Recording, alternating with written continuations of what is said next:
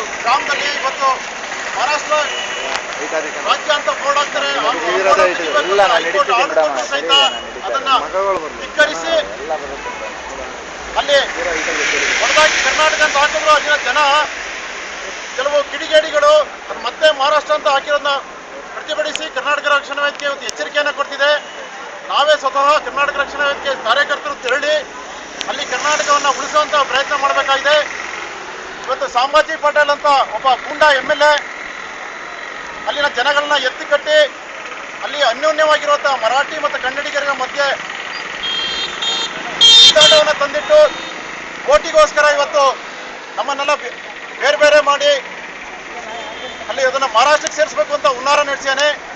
ಏನು ಸರೋಜಿ ಮಹಿಷಿ ವರದಿಯಲ್ಲಿ ನಮಗೆ ಕರ್ನಾಟಕಕ್ಕೆ ಸೇರಬೇಕು ಅಂತ ಹೇಳಿ ಗ್ರಾಮಗಳನ್ನ ಕರ್ನಾಟಕ ಕೊಟ್ಟಿದ್ದಾರೆ, ಬೆಳಗಾಂ ಜಿಲ್ಲೆಗೆ ಕೊಟ್ಟಿದ್ದಾರೆ.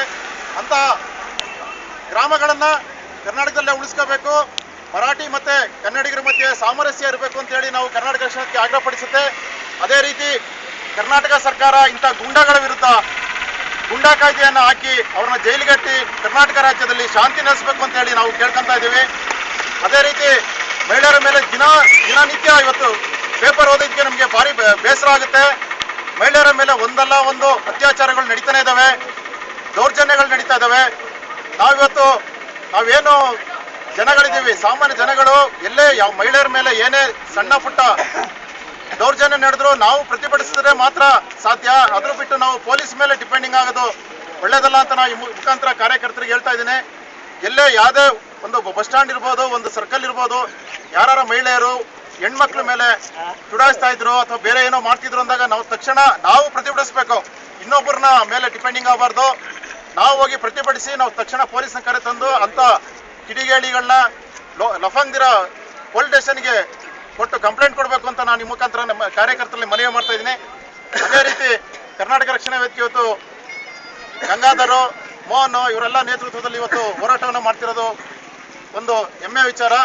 ಈ ಥರ ಯಾವುದೇ ಅನ್ಯಾಯ ನಡೆದಾಗ ನಾವು ಹೋರಾಟವನ್ನು ಮಾಡ್ತೀವಿ. ಇದೇ ರೀತಿ ನೀರಾವರಿಗೂ ಮುಂದಿನ ದಿನಗಳಲ್ಲಿ ನೀರಾವರಿಗೂ ನಾವು ಇದೇ ರೀತಿ ಹೋರಾಟ ಮಾಡಿ ನೀರನ್ನು ತಗೋಬೇಕಾಗುತ್ತೆ. ನನ್ನ 2 ಮಾತುಗಳನ್ನು ಮುಗಿಸ್ತಾ ಇದ್ದೀನಿ.